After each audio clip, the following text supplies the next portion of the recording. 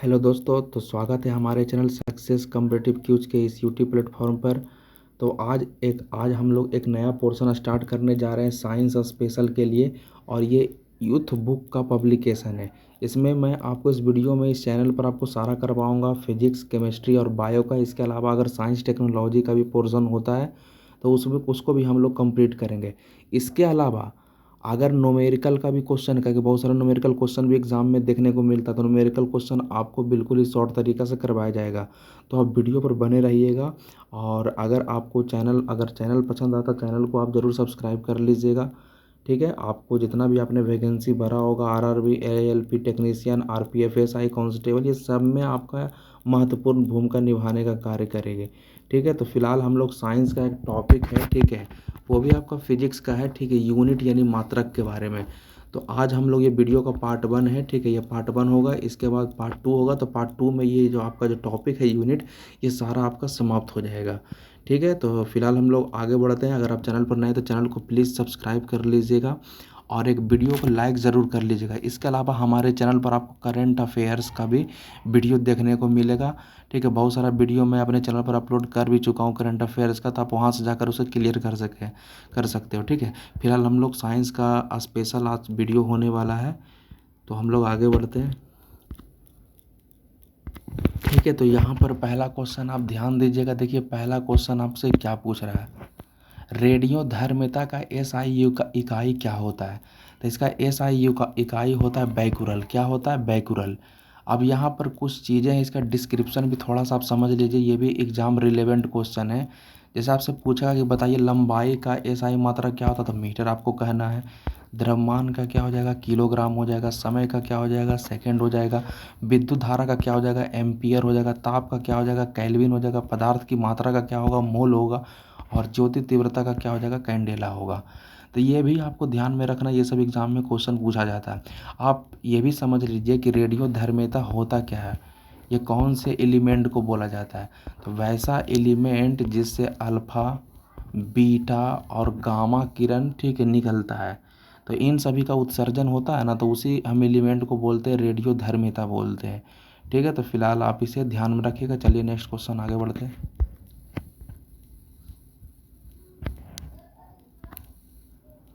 यहाँ पर आगे ध्यान दीजिए। अब सेकंड नंबर में क्या कह रहा है कि भार की एसआई इकाई क्या होता है, तो न्यूटन होता है।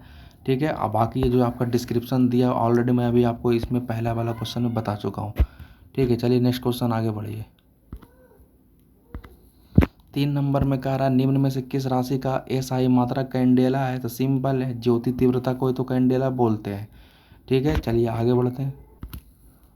आगे क्या कह रहा है, कह रहा है कि संवेग का एसआई पद्धति क्या है। तो संवेग का क्या होता है, तो बी नंबर हो जाएगा किलोग्राम मीटर प्रति सेकेंड। ठीक है, किलोग्राम मीटर प्रति सेकेंड। देखिए थोड़ा सा आप समझ लीजिए, संवेग को तो पहले पी से सूचित किया जाता है। पी बराबर क्या होता है, पी बराबर एम भी आपने फॉर्मूला पढ़ा होगा। एम से हो गया मास यानी द्रव्यमान, अब भी से हो गया वेलोसिटी। तो सिंपल हम लोग द्रव्यमान को किससे मापते हैं, किलोग्राम से। ठीक है, बीच में गुना का निशान दीजिए, और वेलोसिटी यानी इसका क्या होता है, मीटर प्रति सेकंड इसका मात्रक होता है। तो सिंपल हम लोग मीटर प्रति सेकंड भी लिख लिए, तो यही इसका एसआई यूनिट बन गया। तो सिंपल अगर आपको फॉर्मूला याद रहेगा तो ये भी बन जाएगा। ठीक है, और यहाँ पर आप समझ लीजिएगा। ठीक है, यहाँ पर देखिए संवेग बराबर क्या दिया, द्रव्यमान गुना वेग दिया हुआ है। ठीक है, और नीचे में क्या दिया इसका ये इसका एसआई यूनिट भी दिया हुआ है। तो ये जो आपका एसआई यूनिट यहाँ दिख रहा है, ये भी देखिए यहाँ पर दिख रहा है। और इसे आप ऐसे भी लिख सकते हो, देखिए किलोग्राम मीटर और एस पर -1, इसको आप ऐसे भी लिख सकते हो। ठीक है, इसे ध्यान दीजिएगा। ठीक है, ऐसे थोड़ा सा हम लोग पढ़ लेते। कह रहा है किसी वस्तु के द्रव्यमान एवं उस वस्तु के वेग के गुणनफल को उस वस्तु का संवेग कहते हैं। सिंपल, पी बराबर एम वी के बारे में ही बोल रहा है। वस्तु का संवेग एक सदिश राशि है। मतलब संवेग कैसी राशि है, सदिश राशि है। संवेग एक संरक्षित राशि है, अर्थात किसी व्यक्ति निकाय का कुल संवेग स्थिर रहता है। देखिए यहाँ से आप सबसे पहले ध्यान दीजिएगा, यहाँ से क्वेश्चन आपको क्या क्या पूछेगा। ये सदिश राशि है, इसके बारे में और पूछता है कि किसी वस्तु का कुल संवेग कैसा होता है, तो स्थिर होता है। ये आपको ध्यान में रखना है। ठीक है, ये भी आपको ध्यान में रखना है, ये वाला लाइन, किसी वस्तु पर लगा बल उस वस्तु के संवेग के परिवर्तन के दर के क्या होता है, तो बराबर होता है। ये भी एग्जाम में क्वेश्चन पूछा गया, कैसा होता है, तो बराबर होता है। ठीक है, चलिए नेक्स्ट क्वेश्चन। अगला क्या कह रहा है कि विद्युत आवेश का एसआई मात्रक क्या होता है, तो विद्युत आवेश का एसआई मात्रक कूलाम होता है। ठीक है, तो सिंपल हम लोग समझ लेते हैं कि विद्युत आवेश आखिर इलेक्ट्रिक चार्ज होता क्या है। कह रहा है कि पदार्थों पर परस्पर रगड़ने से उनमें आकर्षित करने का गुण उत्पन्न हो जाता है तथा उनमें संचित गुण ही आवेश कहलाता है। जैसे मान लीजिए ये एक मटेरियल है, ये एक पदार्थ है और दूसरा भी एक पदार्थ है, ये पदार्थ एक है, ये पदार्थ दो है। अब दोनों को आपस में क्या करवाते हैं, फ्रिक्शन करवाते हैं। तो जैसे ही फ्रिक्शन करवाएंगे ना, तो इसमें क्या हो जाएगा, तो इसमें आकर्षण का गुण आ जाता है। ठीक है, अट्रैक्शन का गुण आ जाता है। ठीक है, तो इसी को बोला जाता है आवेश यानी चार्ज कहा जाता है। ठीक है, चार्ज आपको पता है कि कैसा होता है, पॉजिटिव चार्ज और एक निगेटिव चार्ज होता है। ठीक है, इसके अलावा आप ये भी समझ लीजिए, इन्हें यह नाम अमेरिकी वैज्ञानिक बेंजामिन फ्रैंकलिन ने दिया था। आवेश जो खोज किया था ना, पॉजिटिव और नेगेटिव चार्ज का नामकरण किसने किया था, तो बेंजामिन फ्रैंकलिन ने किया था। इसका एसआई मात्रा क्या होता है, तो कूलाम्ब होता है। ठीक है, सिंपल है, क्लियर है। चलिए आगे बढ़ते हैं। यहाँ पर आगे नेक्स्ट क्वेश्चन क्या कर रहा है कि प्रकाश वर्ष की इकाई क्या है, तो दूरी है। प्रकाश वर्ष किसकी इकाई है, दूरी का है। यहाँ पर आप ये भी समझ लीजिए कि कह रहा है कि प्रकाश वर्ष की दूरी क्या, दूरी इकाई है, दूरी की इकाई है। प्रकाश वर्ष बहुत लंबी दूरियों को मापने के लिए उपयोग में लाया जाता है। क्वेश्चन पूछा गया कि ये लंबी लंबी दूरियों को मापा जाता है। ठीक है, और ये भी ध्यान में रखिएगा कि एक लाइट ईयर में कितना मीटर होता है, एक प्रकाश वर्ष में कितना मीटर होता है, तो 9.46 गुना 10⁻15 मीटर होता है। ठीक है, यही अगर आपको किलोमीटर में पूछेगा ना, तो किलोमीटर में होता है 9.46 गुना 10⁻12 किलोमीटर होता है। तो किलोमीटर में थोड़ा सा ध्यान दीजिएगा, लेकिन मीटर में 10⁻15 होता है। और यहाँ पर क्या कह रहा है कि दूरी मापने की सबसे बड़ी इकाई पारसेक है। पूछा गया क्वेश्चन है, दूरी मापने का सबसे बड़ा इकाई क्या है, पारसेक। एक पारसेक में कितना लाइट ईयर होता है, तो एक पारसेक में 3.26 प्रकाश वर्ष होता है। मीटर में कहेगा तो सिंपल है, देखिए यहाँ पर लिखा हुआ है 3.08 गुना 10⁻16 मीटर होता है। ठीक है, इसे ध्यान में रखिएगा। अगला नेक्स्ट क्वेश्चन क्या कर रहा है कि प्रकाश वर्ष नामक इकाई का उपयोग मापने के लिए किया जाता है। सिंपल, अभी हम लोगों ने पढ़ा दूरी को मापने के लिए। नेक्स्ट क्वेश्चन, चलिए नेक्स्ट क्वेश्चन आगे बढ़ते हैं। यहाँ पर क्या कह रहा है कि प्रतिरोध का एसआई इकाई क्या होता है, मतलब जिसे हम लोग रेसिस्टेंस बोलते हैं इंग्लिश में, तो इसका ओम होता है। प्रतिरोध का एसआई मात्रक क्या होता है, ओम होता है। अब थोड़ा सा समझ लेते हैं इसका डिस्क्रिप्शन भी।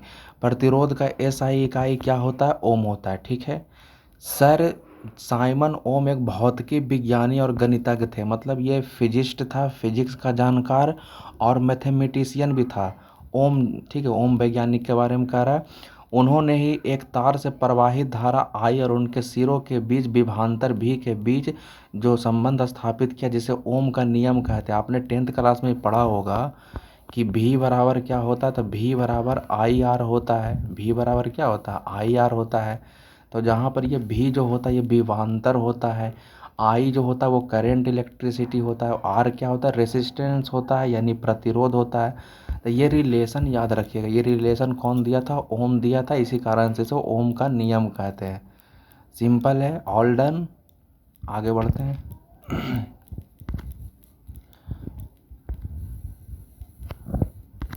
चलिए आगे ध्यान दीजिए, किस भौतिक राशि का मात्रक ओम होता है, तो अभी आपने पढ़ा प्रतिरोध का। नेक्स्ट क्या कह रहा है, 10 नंबर में ध्यान दीजिएगा। किसी पिंड पर लगाए गए बल द्वारा किया गया कार्य पिंड द्वारा बल की दिशा में तय की गई दूरी और लगाए गए बल की मात्रा के गुणनफल के बराबर होता है। निम्नलिखित में कौन सी कार्य की इकाई नहीं है। अच्छा, कार्य का इकाई इनमें से कौन नहीं है, तो इसके बारे में बोल रहा था। पहले आप इसे समझिएगा पहले। तो यहाँ पर सबसे पहले आप समझिएगा, यहाँ पर क्या है कि सबसे पहले आप यहाँ पर ये समझिए कि जो वर्क होता है, वर्क के बारे में पहले आप क्या जानते हो। आपको पता होगा कि W बराबर एक फॉर्मूला होता है, यानी कार्य बराबर F और गुना क्या होता है, Fs होता है, ठीक है। तो F से क्या हो गया, वो आपका बल हो गया, और S क्या हो गया, तो ये दूरी हो गया, ये क्या हो गया, दूरी का काम करता है।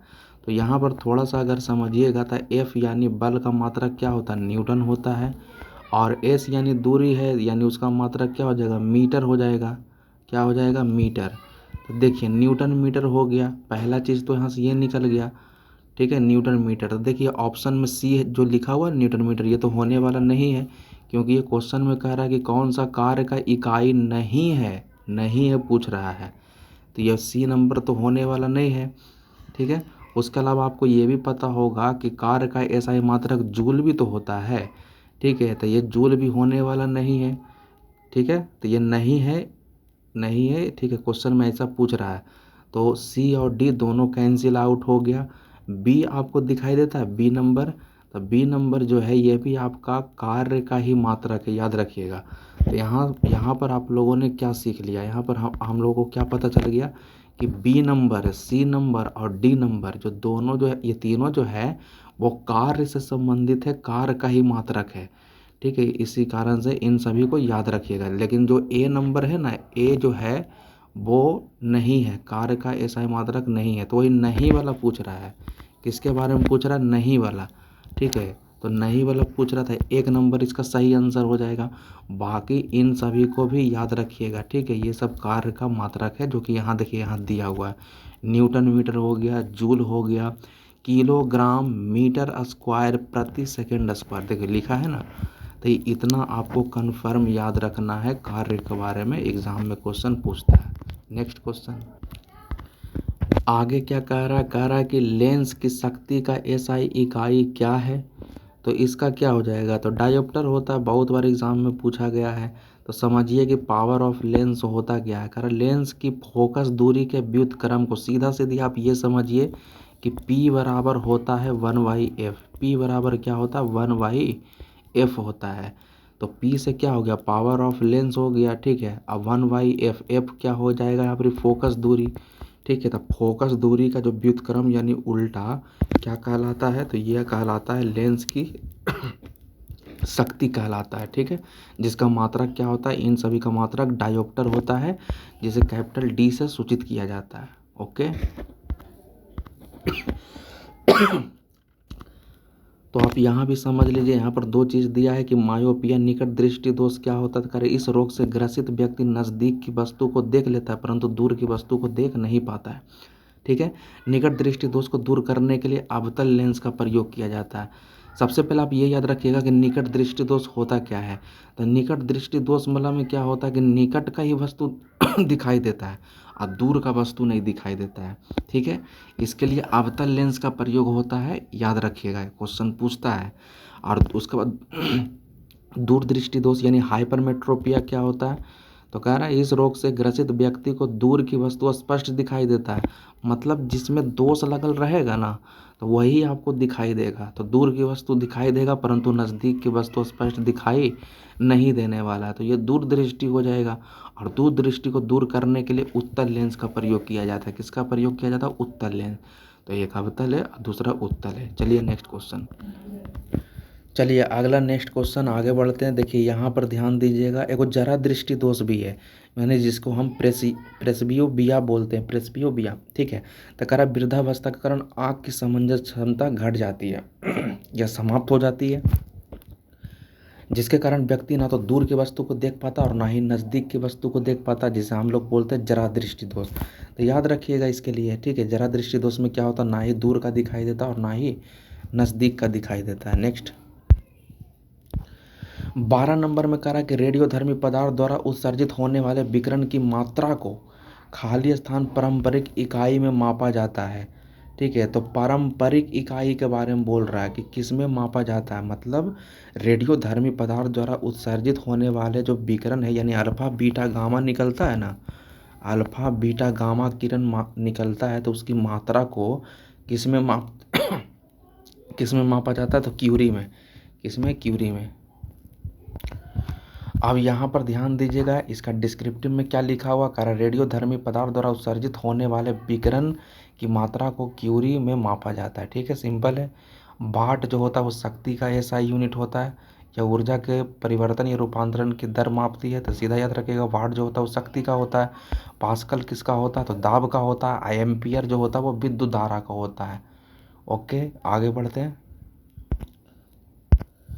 चलिए नेक्स्ट क्वेश्चन क्या कह रहा है 13 नंबर में, जो उद्योग में शक्ति की इकाई क्या होता है तो अश्व शक्ति होता है। इंडस्ट्रियल वाला में जो आपका शक्ति को मापा जाता है अश्व शक्ति में मापा जाता है। ठीक है, तो यहाँ पर देखिए क्या कह रहा है कि भौतिकी में शक्ति या विद्युत शक्ति वह दर होता है जिस पर कोई कार्य किया जाता है या ऊर्जा संचारित होती है, अथवा एक नियत समय में कितनी ऊर्जा की आवश्यकता होती है या ऊर्जा खर्च होती है। तो सिंपल आपको याद रखना कि P बराबर एक फॉर्मूला होता है W/T। शक्ति का जो फॉर्मूला होता है P बराबर W/T। W हो गया कार्य और T हो गया समय। ठीक है, तो इसे ध्यान में रखिएगा।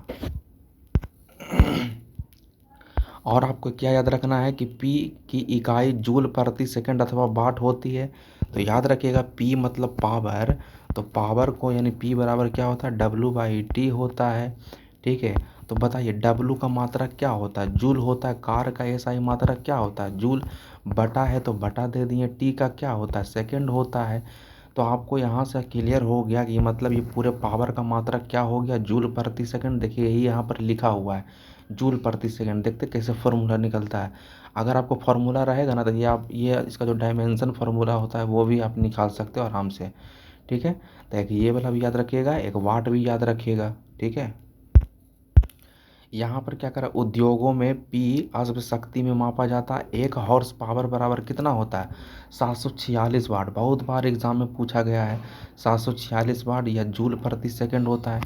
नेक्स्ट क्वेश्चन आगे बढ़ते हैं। चलिए नेक्स्ट आगे बढ़े। आगे क्या कह रहा है कि कार्य करने की दर को शक्ति कहते हैं। सही बात है, तो शक्ति की इकाई क्या होता है अभी हम लोगों ने पढ़ा, कोई दिक्कत नहीं है, वाट होता है। आगे बढ़िए। आगे कह रहा ध्वनि को मापने के लिए कौन से यूनिट का उपयोग किया जाता है। तो ए नंबर डेसिबल, ध्वनि को डेसिबल में मापा जाता है। इसे भी इसका डिस्क्रिप्शन हम थोड़ा सा समझ लेते हैं। ध्वनि को मापने के लिए डेसिबल यूनिट का प्रयोग किया जाता है। विश्व स्वास्थ्य संगठन के अनुसार 45 डेसिबल ध्वनि मानव के लिए सर्वोत्तम में क्वेश्चन पूछा गया है। ठीक है, 45 डेसिबल जो ध्वनि है ना वो मानव के लिए बेहतर है, सर्वोत्तम है। WHO के अनुसार 75 डेसिबल से ऊपर की तीव्रता ध्वनि को मानव स्वास्थ्य के लिए हानिकारक है। मतलब 75 डेसिबल से अगर आप ऊपर सुनिएगा ना तो ये काफ़ी खतरनाक हो जाता है। ठीक है, तो आपको सुनना है कितना पर 45 जो है वो आपको सर्वोत्तम माना गया वर्ल्ड हेल्थ ऑर्गेनाइजेशन के द्वारा। ठीक है, चलिए नेक्स्ट क्वेश्चन आइए। कह रहा है ध्वनि की माप की यूनिट क्या है, सिंपल डेसिबल, अभी हम लोगों ने पढ़ा। आगे कह रहा ध्वनि प्रदूषण के पदों के अनुसार मापा जाता है। तो वही हो गया, ध्वनि के बारे में पूछ रहा है यानी डेसिबल ही हो जाएगा। सिंपल दोनों क्वेश्चन है। ये क्वेश्चन 18 नंबर ध्यान दीजिएगा। कह रहा है SI प्रणाली में प्रतिबल की इकाई क्या होता है। तो सिंपल याद रखिएगा, प्रतिबल का क्या होता है न्यूटन प्रति मीटर स्क्वायर। अब ये कैसे हो गया, तो जो प्रतिबल होता है ना, कौन बल, प्रतिबल, तो प्रतिबल का फॉर्मूला होता है बल। बल का मात्रा क्या होता है, ठीक है, मतलब फोर्स का मात्रा क्या होता है न्यूटन होता है। क्या होता है न्यूटन होता है। और बटा में क्षेत्रफल होता है, तो क्षेत्रफल का मात्रा क्या होता है, मतलब एरिया को मीटर स्क्वायर में मापते हैं। तो सिंपल इसका SI यूनिट क्या बन गया, तो प्रतिबल का SI यूनिट हो गया न्यूटन प्रति मीटर स्क्वायर। यही यहाँ पर लिखा है। ठीक है, क्लियर है, आगे बढ़ते हैं। चलिए आगे 19 नंबर क्वेश्चन बढ़ते हैं। देखिए सिंपल आपको मिलाना है, चुंबकीय फ्लक्स घनत्व का मात्रा क्या होता है, स्वाप प्रेरण क्या होता है चुंबकीय फ्लक्स का। सिंपल आप यहाँ पर देख लीजिए, चुंबकीय फ्लक्स घनत्व का जो मात्रक होता है वो टेस्ला होता है। क्या होता है टेस्ला। ठीक है, स्वाप प्रेरण का क्या होता है हेनरी होता है, स्वाप प्रेरण का हेनरी। और चुंबकीय फ्लक्स का वेबर होता है। ये तीनों क्वेश्चन बहुत इंपॉर्टेंट है, याद रखिएगा। ठीक है, चुंबकीय फ्लक्स का वेबर हो गया, स्वाप प्रेरण का हेनरी हो गया, और चुंबकीय फ्लक्स घनत्व का हो गया टेस्ला। नेक्स्ट क्वेश्चन आगे बढ़िए। अगला क्वेश्चन क्या कह रहा है 20 नंबर इंपॉर्टेंट क्वेश्चन है। कह रहा कि अपवर्तनांक मतलब रिफ्रैक्टिव इंडेक्स के बारे में बोल रहा है। अपवर्तनांक का मात्रक क्या होता है। ठीक है, तो कह रहा है कि कोई मात्रक नहीं होता अपवर्तनांक का।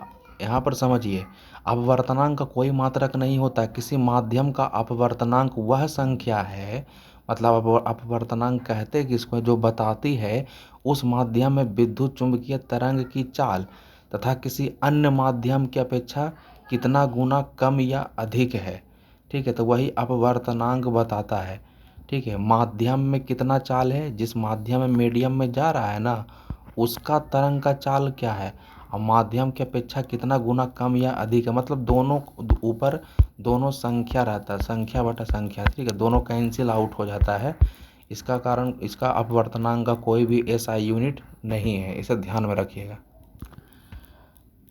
ठीक है, चलिए नेक्स्ट क्वेश्चन आगे बढ़ते हैं। सिंपल देखिए, अगर आपको अपवर्तनांक का परिभाषा पूछेगा ना, तो ये जो आपको सामने दिख रहा होगा ना, ये परिभाषा आप बोल सकते हो कि निर्वात में प्रकाश की चाल, निर्वात जिसे हम बोलते हैं वैक्यूम, जहाँ कुछ नहीं हो, हवा भी नहीं हो, तो निर्वात में प्रकाश की चाल अब बटा में माध्यम में प्रकाश की चाल के अनुपात को कहा जाता है अपवर्तनांक। ठीक है, तो दोनों देखिए चाल चाल कैंसिल हो गया, चाल चाल कैंसिल हो गया, तो कुछ तो बचा ही नहीं। तो इसी कारण इसका कोई ऐसा यूनिट नहीं होता है। तो इस परिभाषा को आप याद रखिएगा। नेक्स्ट क्वेश्चन आगे बढ़ते हैं। यहाँ पर क्या कह रहा है कि निम्न में से किसे जूल में मापा जाता है। तो बताइए जूल में किसे मापा जाता है, तो ऊर्जा का भी जूल मात्रक होता है। ठीक है, चलिए नेक्स्ट क्वेश्चन।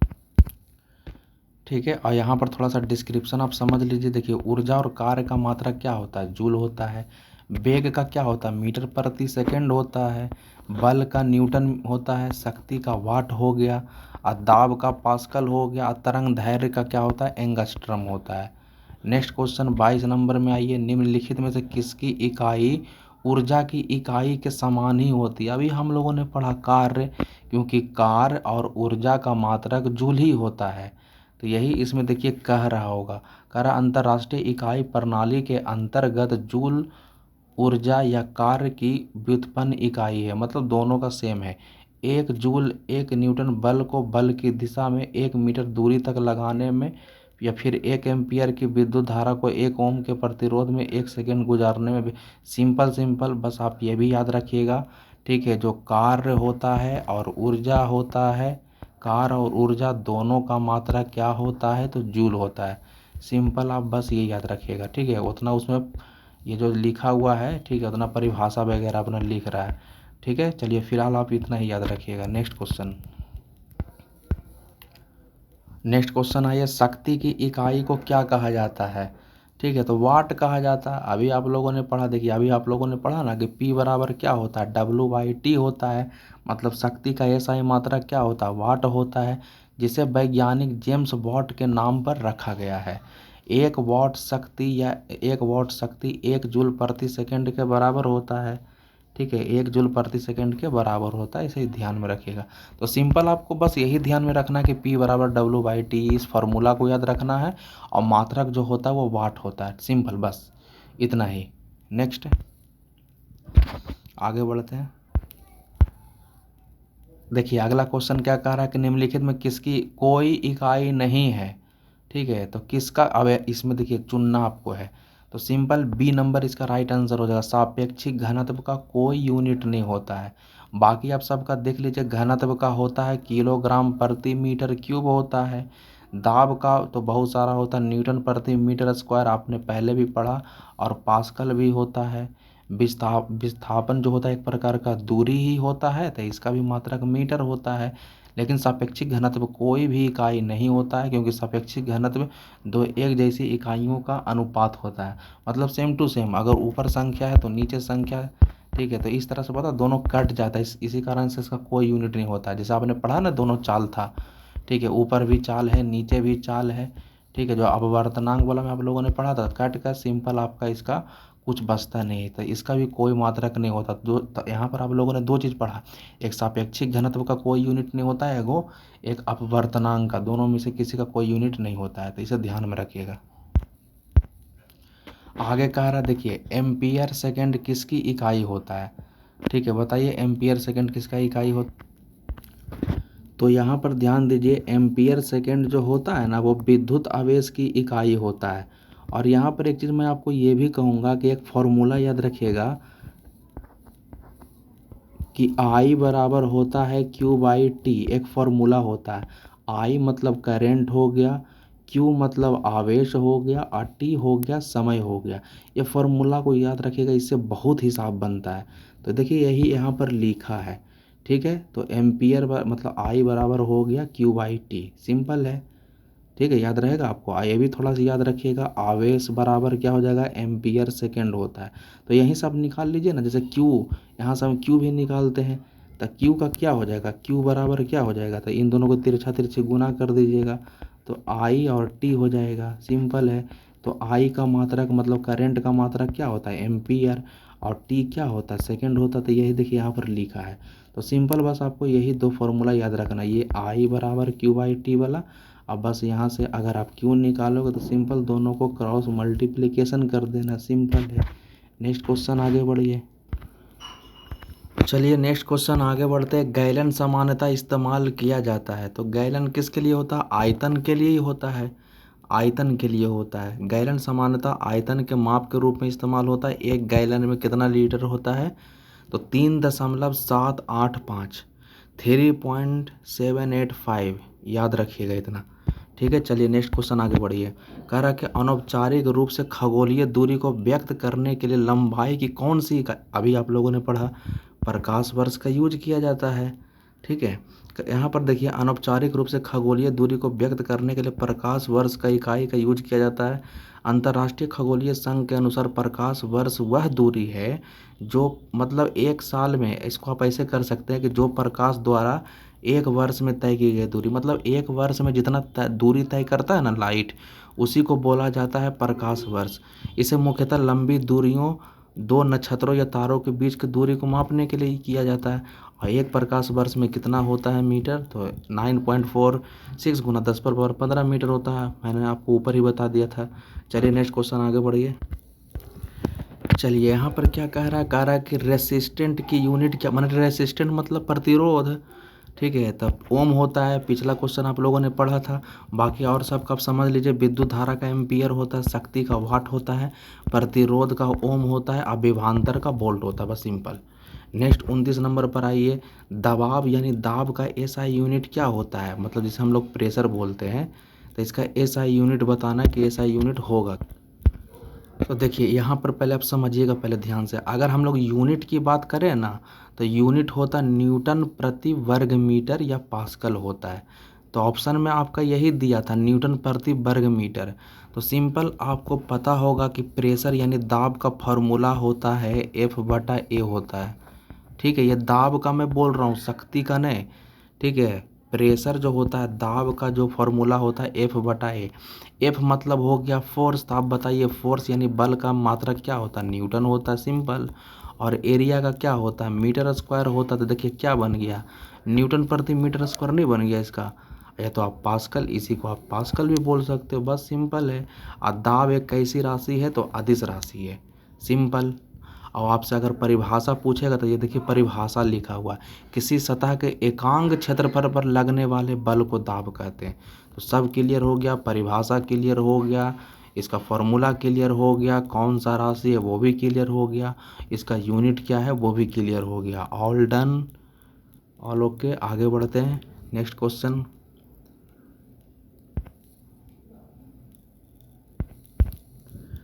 देखिए सब पता है, एक ही जैसा क्वेश्चन है, थोड़ा बहुत आप पढ़ लीजिएगा ना, तो उसी के आधार पर, उसी के अकॉर्डिंग बहुत सारा क्वेश्चन मिलेगा। 30 नंबर में क्या कह रहा है, पृथ्वी खाली स्थान पृथ्वी से लेकर सूर्य तक की अनुमानित दूरी की लंबाई की यूनिट क्या है, सिंपल है, ठीक है। सूर्य जैसे सन है, ठीक है, सूर्य और अर्थ दोनों के बीच का जो दूरी जो होता है ना, उसका यूनिट पूछ रहा था, सिंपल। इसको बोलते हैं एस्ट्रोनॉमिकल यूनिट।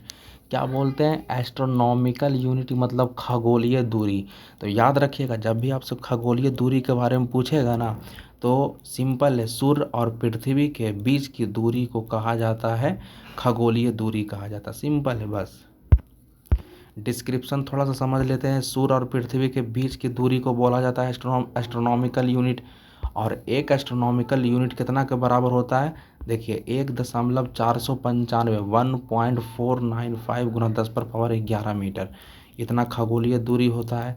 अंतर्राष्ट्रीय खगोलीय संघ के अनुसार प्रकाश वर्ष वह दूरी है जो एक वर्ष में तय करता है। ये ऑलरेडी हम लोगों ने पहले पढ़ चुका था, ठीक है। तो इसे आप याद रखिएगा कि एक खगोलीय इकाई कितना होता है, 1,495 गुना 10⁻11 मीटर।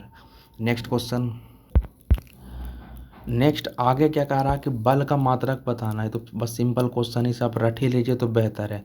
तो बी नंबर हो जाएगा किलोग्राम, किलोग्राम मीटर प्रति सेकेंड स्क्वायर। हम लोग ऐसे भी करके लिख सकते हैं, जैसे मैंने अभी आपको लिखा है ना, ऐसे भी करके लिख सकते हैं, और नहीं तो जो जो दिया हुआ है ऑप्शन में आप वैसे भी लिख सकते हैं। ठीक है, इसे आप ध्यान में रखिएगा। अब देखिए, आप थोड़ा सा ये भी समझ लीजिए कि जो बल होता है, बल कहते किसको है, ठीक है। तो देखिए, कोई भी पिंड, अगर कोई भी पिंड है, ठीक है, तो कोई भी पिंड अगर मान लेते स्थिर है तो वो स्थिर में रहना चाहता है, और अगर गतिशील है तो गतिशील रहना चाहता है, ठीक है। तो जब तक कि उसको उस पर कोई बाहरी बल कार्य ना करे, ठीक है, तो बस उसी को हम लोग बल बोलते हैं। ठीक है, सिंपल आप जान रहे एफ बराबर क्या होता है, एफ बराबर एम एफ फॉर्मूला होता है, ठीक है। तो ये फॉर्मूला हो गया, और इसका एसआई मात्रक क्या होता है, तो बल का एसआई मात्रक क्या होता है, न्यूटन होता है, ठीक है। क्या होता है, न्यूटन होता है। एक और होता है, देखिए यहाँ से आप निकाल सकते हो, एम जो हो गया, एम को किस में मापते हैं, किलोग्राम में मापते हैं। ए मतलब हो गया त्वरण, हो गया क्या हो गया, त्वरण। त्वरण को किस में मापते हैं, तो त्वरण का मात्रक होता है मीटर प्रति सेकेंड स्क्वायर होता है, ठीक है। तो सिंपल हो गया, आप इसे भी याद रख लीजिएगा, नहीं तो ऑप्शन में जैसे लिखा आप उसे भी याद रख सकते हैं। तो यहाँ भी फॉर्मूला क्लियर हो गया यहाँ पर, ठीक है, परिभाषा भी क्लियर हो गया, यूनिट सारा कुछ यहाँ पर क्लियर हो गया। Next question. आगे क्या कह रहा है कि बल का ऐसा यूनिट बताइए, न्यूटन होता। यहाँ समझ लीजिए, ताप का केल्विन होता है, बल का न्यूटन होता, दाब का पास्कल होता, विद्युत धारा का एम्पियर होता है। नेक्स्ट क्वेश्चन सिंपल हल्का था। आगे करा निम्नलिखित में कौन सी मात्रा और उसकी एसआई इकाई सही रूप से सुमेलिखित नहीं है, ठीक है। तो नहीं है, इसके बारे में पूछ रहा है कि कौन इसमें नहीं है, ठीक है। तो यहाँ पर बी नंबर नहीं होगा, बाकी सब सही है। तो बाकी सब सही है तो इसको याद रख लीजिए। फ्रीक्वेंसी का मात्रक हर्ट्ज होता है, प्रेशर का मतलब दाब का पास्कल होता है, ऑलरेडी आपने पढ़ा था। और इलेक्ट्रिक कंडेंस का क्या होता है, सीमेंस होता है। इसे याद रखिएगा, ठीक है। नीचे में कुछ बताया है, देखिए चुंबकीय फ्लक्स के बारे में।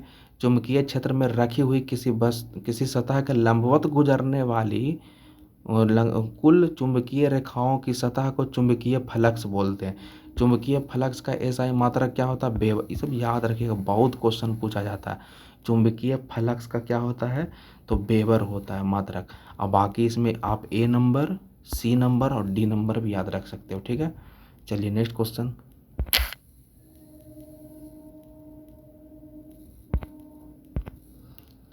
आगे बताइए विस्थापन का एसआई मात्रक क्या होता है। तो विस्थापन एक प्रकार की दूरी ना है, ठीक है। तो विस्थापन का क्या होगा, तो मीटर हो जाएगा, एक नंबर।